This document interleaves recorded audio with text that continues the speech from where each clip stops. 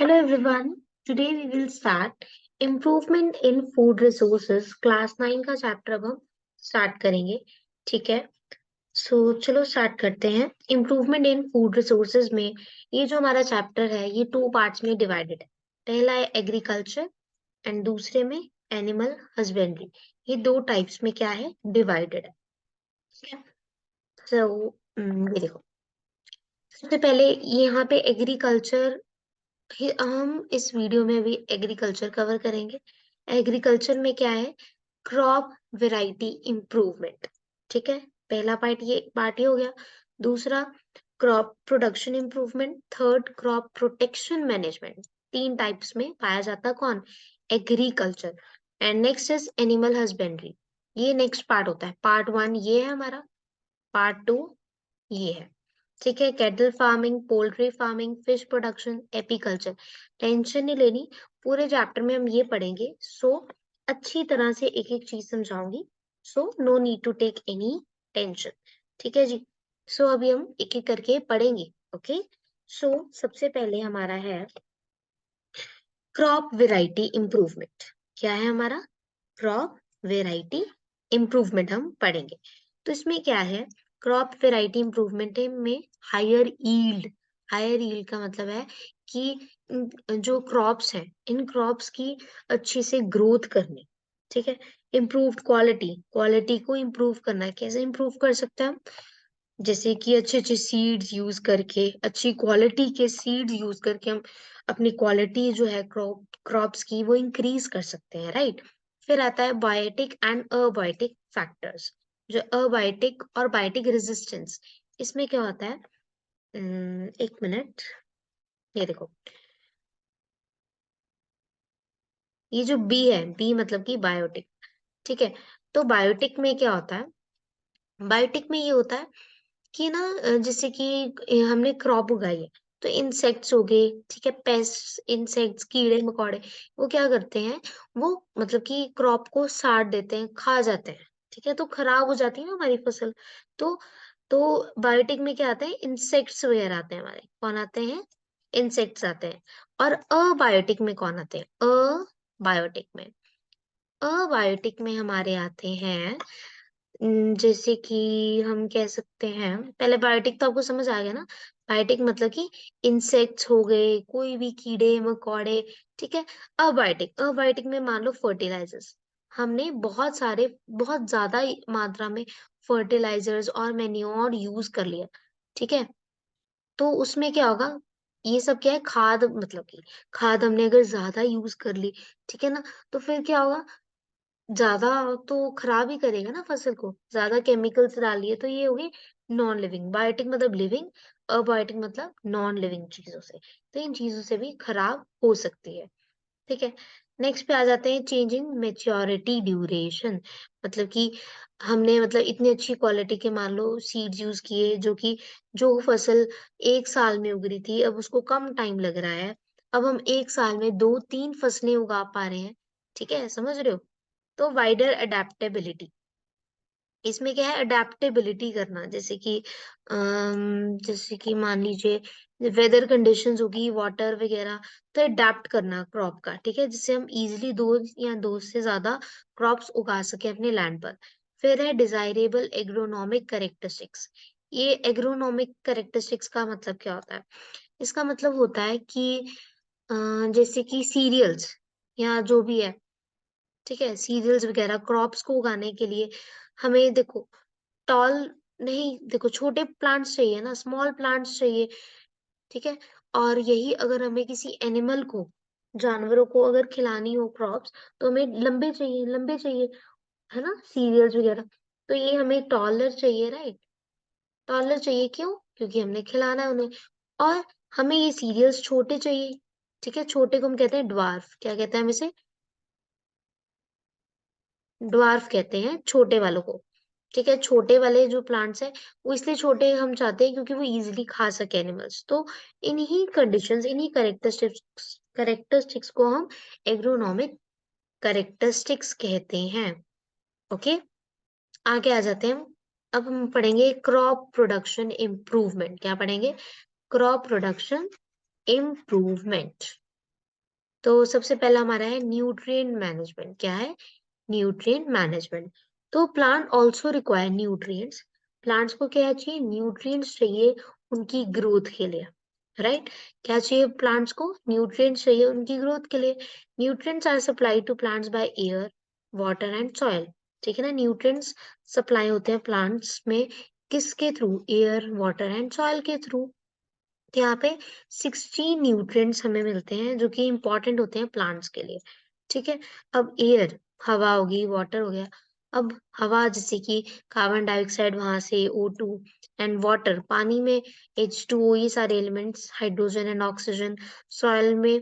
अब मैक्रो का मतलब होता है ज्यादा, लार्ज। ठीक है। M मतलब मैक्रो, ये देखो MACRO, इसका मतलब होता है लार्ज। ठीक है, मतलब ज्यादा। ठीक है। और माइक्रो का मतलब होता है स्मॉल क्वांटिटी में। ठीक है, स्मॉल। ओके। तो मैक्रो न्यूट्रिएंट्स मतलब कि ज्यादा न्यूट्रिएंट्स। यहाँ पे ज्यादा, ये देखो एलिमेंट्स के नाम है nitrogen, phosphorus, potassium, calcium, magnesium, sulphur. And micro, micro मतलब कम अमाउंट में न्यूट्रिएंट्स। वो कौन से हैं? Iron, manganese, boron, copper, zinc and molybdenum and chlorine. ठीक है ना? समझ रहे हो? तो ये सारे क्या है? ये न्यूट्रिएंट्स हैं। okay? तो हम आगे बढ़ते हैं। ठीक है। तो अब हमारे पास है मेन्योर्स एंड फर्टिलाइजर। क्या है? Manure and fertilisers. तो मेन्योर्स में क्या है? ये खाद होती है। ठीक है। Manure is prepared by the decomposition of animal excreta, जो एनिमल अपना वेस्ट बाहर निकालते हैं वो, एंड प्लांट वेस्ट। और प्लांट वेस्ट जो है, ये सब क्या है? ये मेन्योर से प्रिपेयर होता है। और फर्टिलाइजर्स कमर्शियली, ठीक है, प्लांट के न्यूट्रिएंट्स द्वारा प्रिपेयर होते हैं। ठीक है, समझ रहे होते हैं? एनिमल और प्लांट वेस्ट से प्रोड्यूस होते हैं। तो फर्टिलाइजर्स कमर्शियली प्रोड्यूस होते हैं। मैन्योर जो है वो रिच होते हैं। ये क्या करते हैं? ये सॉइल की फर्टिलिटी, मतलब मिट्टी को उपजाऊ। ठीक है। फर्टिलाइजर कौन कौन से एलिमेंट से बने? Nitrogen, phosphorus and potassium. अब मेन्योर जो है वो इजी टू ट्रांसपोर्ट होते हैं, इजीली हम ट्रांसपोर्ट कर सकते हैं। Store and apply to, easily हम अप्लाई कर सकते हैं क्रॉप्स पे। फर्टिलाइजर्स डिफिकल्ट होते हैं ट्रांसपोर्ट करने के लिए, store and apply to crops. अब मेन्योर दो टाइप्स की होती है, एक तो compost and vermicompost and green manure. ठीक है। वर्मी कंपोस्ट में क्या होता है? देखो, वर्मी कंपोस्ट में क्या होता है? अर्थ वॉर्म्स जो होते हैं ना, ये देखो,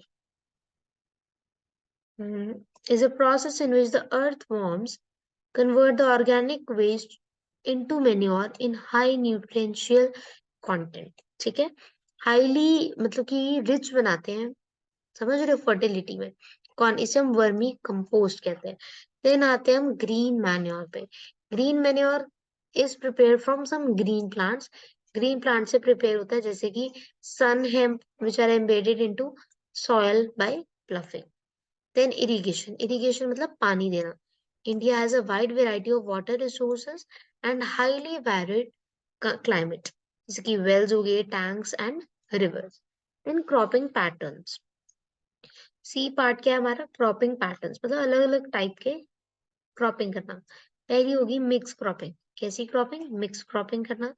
mix cropping is growing two or more crops simultaneously. इसका मतलब है एक साथ दो या दो से ज्यादा क्रॉप्स एक साथ उगाना एक ही लैंड पर, उसे हम कहते हैं मिक्स क्रॉपिंग। जैसे कि एग्जांपल हो गया वीट प्लस ग्राम। ठीक है। Wheat plus mustard, groundnut plus sunflower. ठीक है, ये सब क्या है? ये होती है मिक्स क्रॉपिंग। हम जब दो या दो से ज्यादा क्रॉप्स को एक साथ उगाते हैं। ठीक है। The this reduces risk. ठीक है। This reduces risk and give some insurance against failure of one of the crops. ठीक है, ये रिस्क रिड्यूस करती है। अगर हम मान लो 3 क्रॉप्स उगा रहे हैं, अगर एक खराब भी होगी तो दो तो है ना हमारे पास, तो रिस्क कम कर देता है ये। ठीक है। देन हम आते हैं इंटरक्रॉपिंग पे। इंटरक्रॉपिंग में क्या होता है? Intercropping is growing into two or मोर, मतलब कि दो या दो से ज्यादा क्रॉप्स उगाना एक साथ एक ही फील्ड पर, बट डिफरेंट क्या है यहाँ पे? डेफिनेट पैटर्न में। जैसे कि मान लो ये एक पैटर्न में हमने रखा, ये अलग टाइप की है। ठीक है, क्रॉप। देन ये अलग टाइप की है क्रॉप। देन ये थर्ड वाली अलग टाइप की है। तो ये सारे क्या है, ये अलग अलग टाइप्स के हैं। समझ, ये थर्ड टाइप अलग है। तो ये क्या है, अलग अलग टाइप्स के हम क्या करना, हमारा यूज करना। ठीक है, ये होता है हमारा intercropping. Then the crops are selected, the crops are selected such that their nutrient requirements are different. ये हम क्रॉप्स अलग अलग क्यों करते हैं, क्योंकि अलग अलग क्रॉप्स होंगी, उनकी रिक्वायरमेंट्स अलग अलग होंगी। ठीक है, उन्हें ज्यादा न्यूट्रिएंट्स चाहिए होंगे। ठीक है, इसीलिए। और इससे क्या होगा, this prevents pest and diseases, कीड़े मकोड़ों से और बीमारियों से बचा रहता है, from spreading to all the plants belonging to one crop in a field. ठीक है, देन उसके बाद हम बात करेंगे, third one is crop rotation की बात करेंगे। क्रॉप रोटेशन में the growing of different crops on a piece of land in a pre plan succession. ठीक है, अलग अलग क्रॉप्स एक ही लैंड पर ग्रो करना। ठीक है, if crop rotation is done properly, ठीक है, तब क्या होगा, एक साल में दो या दो से ज्यादा हम क्रॉप्स उगा सकते हैं easily. Next is crop protection management. इसमें क्या होता है, क्रॉप प्रोटेक्शन मतलब कि अब हमने क्रॉप की प्रोटेक्शन बचा कर रखना है क्रॉप को। अगर वीड्स, अभी वीड्स क्या होता है ये पढ़ो यहाँ पे पहले। Weeds are unwanted plants. Unwanted का मतलब होता है जो हम नहीं चाहते वो वाले प्लांट्स उग जाए। जैसे कि अगर हम राइस उगाना चाहते हैं तो हम उगा रहे हैं, बट साथ में वो वाले कुछ प्लांट्स उगे जो हम नहीं चाहते हैं, वो अनवांटेड प्लांट्स है, उन्हें हम वीड्स कहते हैं। Weeds are unwanted plants in the cultivated field. Example इन्होंने दिया ज़ैंथियम एंड पैराथीनियम। अब वीड्स क्या करते हैं, ये मतलब कि न्यूट्रिएंट्स को निकाल देते हैं। Weeds take up nutrients and reduce the growth of the crop. Crop की ये ग्रोथ रोक देते हैं वीड्स, क्योंकि ये क्रॉप की सारी न्यूट्रिएंट्स खींच लेते हैं और उनकी ग्रोथ को ये रोक देते हैं। ठीक है, वीड्स आप कह सकते हैं बिन बुलाए मेहमान जैसे। ठीक है, वीड्स क्या है, अनवांटेड प्लांट्स हैं फील्ड के अंदर। ठीक है, जैसे कि ज़ैंथियम पैराथीनियम। ठीक है, और ये क्या करते हैं, if weeds and pests are not controlled at the appropriate time, सही टाइम पर ना कंट्रोल किया गया, then they can damage the crops so much that most of the crop is lost. ठीक है, आधे से ज्यादा क्रॉप लॉस्ट हो जाएगी। डिसीज इन प्लांट्स किसके द्वारा कॉज होते हैं, पैथोजेंस, जैसे कि ये सारे नाम है, बैक्टीरिया, फंगाई, वायरसेस के कारण हमारे जो क्रॉप्स हैं वो खराब हो जाती हैं। तो इनको मतलब खत्म करने के लिए, इनसे बचाने के लिए अलग अलग मेथड्स होते हैं। उनमें से मोस्ट कॉमनली मेथड है पेस्टिसाइड्स का। पेस्टिसाइड में क्या क्या होता है, ये फंगीसाइड्स, इंसेक्टिसाइड, हर्बिसाइड, ये सब चीजें होती हैं। तो इसमें से इम्पोर्टेंट है वीड। वीड की डेफिनेशन इम्पोर्टेंट है। वीड्स होते हैं अनवांटेड प्लांट्स फील्ड के अंदर जो कि न्यूट्रिएंट सारे ले लेते हैं और इजीली ग्रोथ नहीं हो पाती है। ठीक है, then storage of grains, strict cleaning procedure need to be carried out before storing grains. अच्छी तरह से क्लीन करना चाहिए ग्रेन्स को स्टोर करने से पहले ही। तो ये जो भी हमने किया है, इम्प्रूवमेंट इन फूड रिसोर्सेज, तो इसके अंदर जो हमारा फर्स्ट पार्ट था ना एग्रीकल्चर का, ये वाला, ये हमने कवर कर लिया है इम्प्रूवमेंट इन फूड रिसोर्सेज के अंदर। अब हमारा इस चैप्टर का सेकेंड पार्ट जो होगा ना, वो क्या है, एनिमल हस्बेंड्री। ये हम नेक्स्ट वीडियो में कवर करेंगे। अभी हम कौन सा कवर किया है, पार्ट वन। इसके अंदर हमने क्रॉप वेराइटी इंप्रूवमेंट, प्रोडक्शन की, इसके अंदर हमने देखा है मैंने और फर्टिलाइजर्स ये वो। क्रॉप प्रोटेक्शन में हमने वीड्स वगैरह होगी उनसे बचा कर रखना है, पेस्टिसाइड्स ये सब। ठीक है, ये डालने चाहिए हमें पेस्टिसाइड्स। ठीक है, तो अब आपको ये रिवाइज करने हैं नोट्स। ठीक है, और नेक्स्ट पार्ट टू जो है वो नेक्स्ट वीडियो में हम एनिमल हस्बेंड्री करेंगे। Okay, thank you.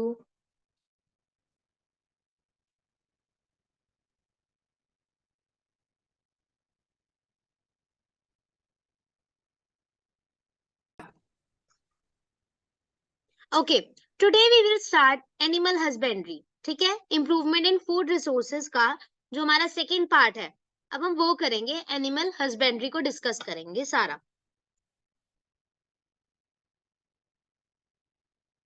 हाँ, मिल्क प्रोड्यूसिंग फीमेल्स, जो मिल्क प्रोड्यूस करती हैं उन्हें हम क्या कहते हैं? Milch animals. क्या कहते हैं हम? Milch animals. और इन्हें हम डेयरी एनिमल्स कहते हैं। While the ones used for farm labour, जो कि मतलब काम कुम करते हैं, लेबर वाले काम कौन है? ये मेल होते हैं ये एनिमल्स, उन्हें हम कहते हैं ड्रॉट एनिमल्स। क्या कहते हैं हम उन्हें? बोलो बोलो, माइक बंद करके नहीं बैठना। हाँ ड्रोट एनिमल्स। हाँ, जो मिल्क प्रोड्यूस करते हैं उन्हें हम क्या कहते हैं? Milch animals. जो एनिमल्स, अब हम सारे एनिमल्स के बारे में पढ़ेंगे, ठीक है? एनिमल्स किस तरह से कमर्शियली हमारे काम आते हैं पैसा कमाने में। तो पहला है मिल्क। मिल्क प्रोड्यूस कौन करता है? मिल्च एनिमल्स प्रोड्यूस करते हैं, उन्हें मिल्च कहते हैं। एंड ड्रॉट एनिमल्स होते हैं जो कि फार्म लेबर वगैरह में काम आते हैं, ठीक है? Then the period after birth of a calf, when a cow starts to produce milk is called lactation period. जब काफ जो है बर्थ लेती है और जो काउ है स्टार्ट करती है मिल्क को प्रोड्यूस करना, जब काउ, तुम इधर सो रहे हो, जब तुम स्टार्ट करते हो क्या प्रोड्यूस करना? मिल्क प्रोड्यूस करना, उसे हम कहते हैं लैक्टेशन पीरियड। क्या कहते हैं हम उसे? Lactation period. We can enhance period. Milk production. क्या कह रहे हो आप? वही पढ़ रहा था, lactation period. Okay, we can enhance milk production by increasing this lactation period. But along this milk production, quality foreign breeds like Jersey, अब ये ना नाम है, ठीक है? ये नाम है एनिमल्स, मतलब कि वो ब्रीड्स के, जर्सी, हॉल्स्टीन, ये फ्राइसीन, ब्राउन, स्विस, ये सब आपको लर्न करने हैं, ठीक है? इनके पास लॉन्ग लैक्टेशन पीरियड होता है। लैक्टेशन पीरियड क्या होता है? जब काउ क्या स्टार्ट करती है? मिल्क को प्रोड्यूस करना स्टार्ट करती है, उसे हम लैक्टेशन पीरियड कहते हैं ना। और फिर उसके बाद लोकल ब्रीड्स, ये पहले वाली कौन सी है? मिनट,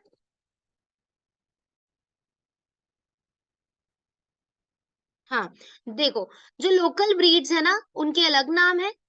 ये देखो, ये लिखा हुआ है जो फॉरेन ब्रीड्स है ना, फॉरेन ब्रीड्स के नाम है जर्सी, हॉल्स्टीन, फ्राइसीन, ठीक है? ये सारे क्या है? हमारे फॉरेन की ब्रीड्स है।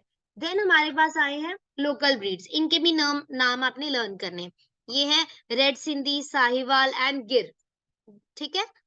उसके बाद the breeding of these two varieties help us to enhance the quantity and quality of milk, ठीक है? ये क्वांटिटी एंड क्वालिटी को इंक्रीज करती है। फिर उसके बाद अब एनिमल्स को कुछ खाना भी तो है, अगर हमें उनसे मतलब कि मिल्क चाहिए, ठीक है, तो उनको कुछ खिलाना पड़ेगा, अच्छा, तो उसे हम कहते हैं रफेज एंड कॉन्सेंट्रेट्स। रफेज में क्या होता है? विच इज लार्जली फाइबर, इसमें क्या होता है? उन्हें ज्यादा फाइबर देते हैं, रफ एज का मतलब। कंसंट्रेट, इसमें कम फाइबर मिलता है उन्हें। And contain relatively high level of proteins and other nutrients. इन, और इससे इन्हें क्या मिलता है? हाई लेवल का प्रोटीन मिलता है एंड न्यूट्रिएंट्स मिलते हैं। समझ आ रही है? आगे देखो, आगे है external parasites live on the skin and mainly cause skin diseases. अब यहाँ पे ना इन्हें स्किन डिसीजेस भी हो जाते हैं, बीमारियां भी लग जाती हैं इनको, ठीक है? जैसे चोट लग गई, कोई स्टमक में मतलब कि कोई अंदर बीमारी, इंटेस्टाइन में, ये सब डैमेज कर देना लिवर, ये सब उनको बीमारियां लगती है। तो उन्हें उन डिसीजेस से बचने के लिए हम उन्हें वैक्सीन लगाते हैं। क्या लगाते हैं? उन्हें वैक्सीन लगाते हैं, वैक्सीनेशन देते हैं। कोरोना की वैक्सीन नहीं लगानी है।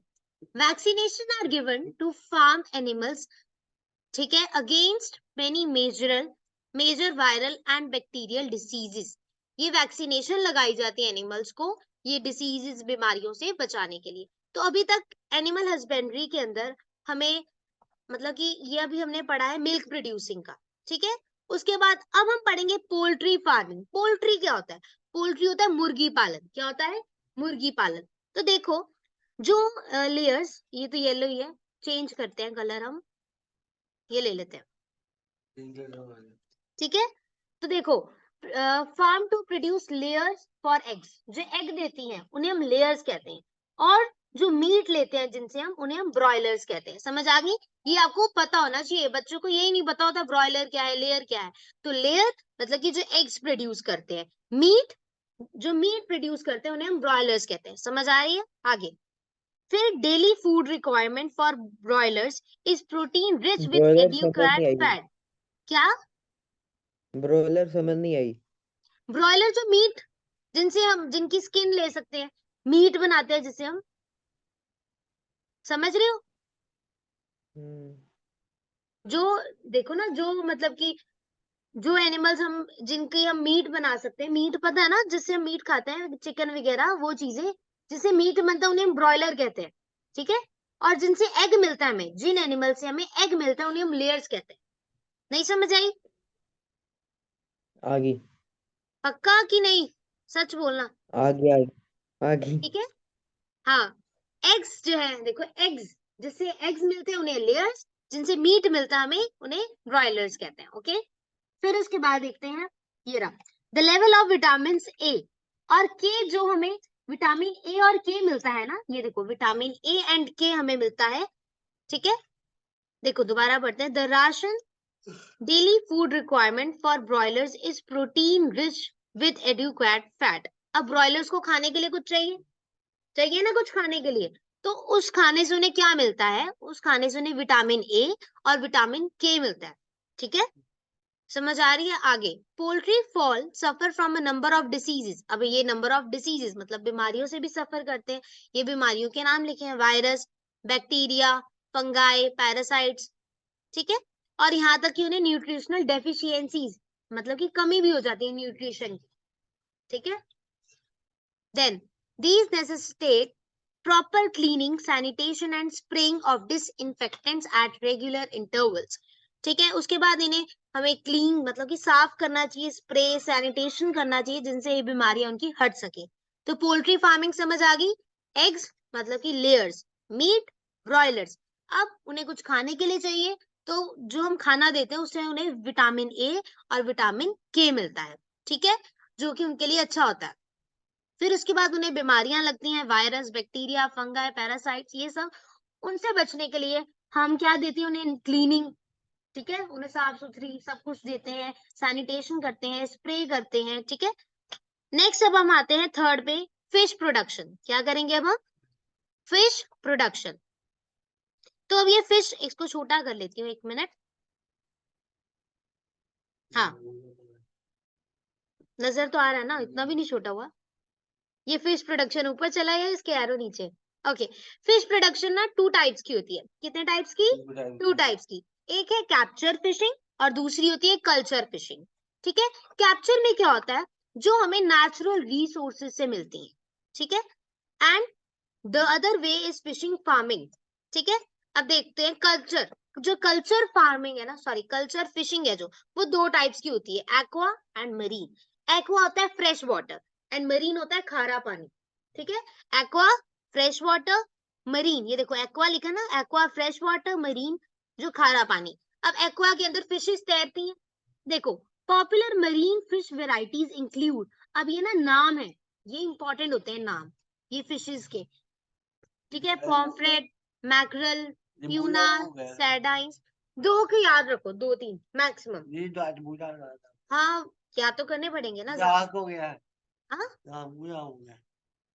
Some marine fish or high economic value are also farmed in sea water. This includes fin fishes.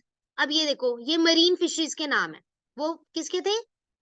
वो पॉपुलर मरीन फिशेस के थे। एंड ये फिन फिशीज, नहीं देखो, एक्वा ऊपर जो नाम लिखे ना, पॉम्फ्रेट, मैकरल, ट्यूना, ये एक्वा वाले हैं। और मरीन फिशेस के नाम पिंक वाले से नीचे लिखे हैं, मुलेट्स, ये भेटकी, पर्ल स्पॉट, शेलफिश, ये अजीब अजीब नाम है, तुम्हें लर्न करने पड़ेंगे।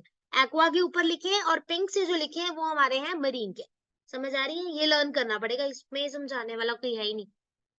अब देखो, अब हम पढ़ेंगे इनलैंड फिशरीज। ये सारा एनसीईआरटी से मैक्सिमम उठाया गया है, ठीक है। तो ये पढ़ रहे हो, इट मींस तुम्हारा एनसीईआरटी भी कवर हो जाएगा, इंपॉर्टेंट पॉइंट्स लिए गए।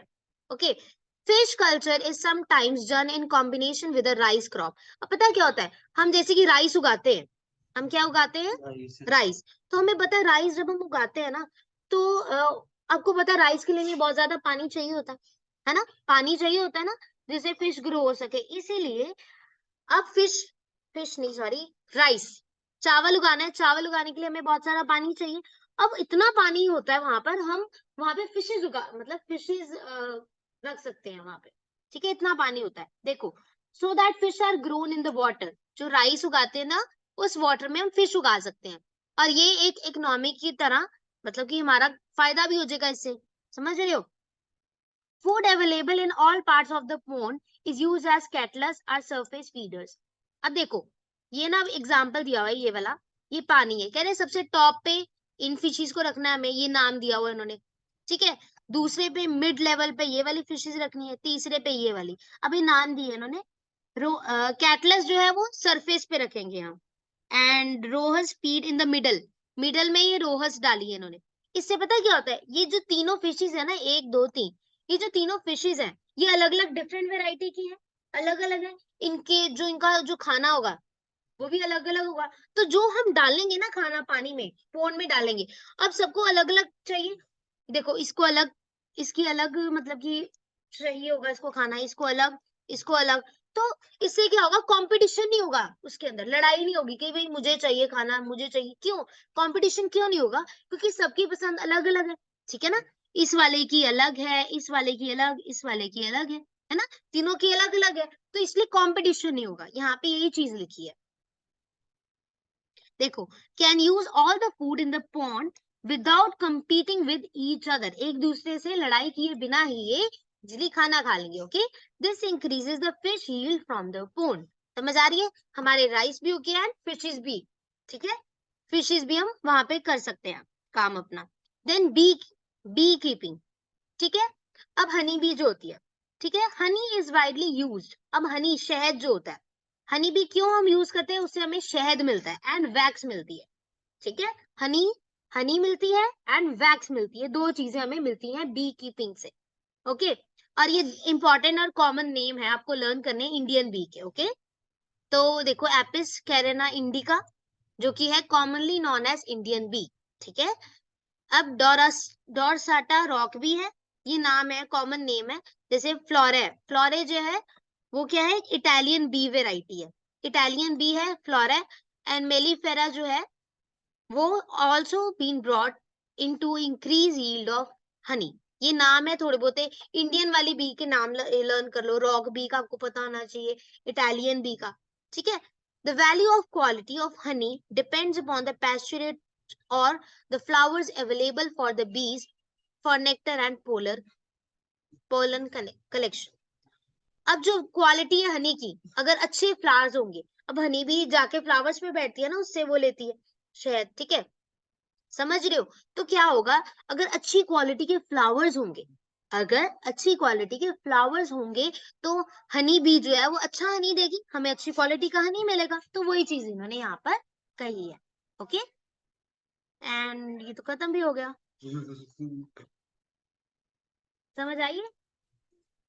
Animal husbandry, poultry farming, fish वाला एंड बी।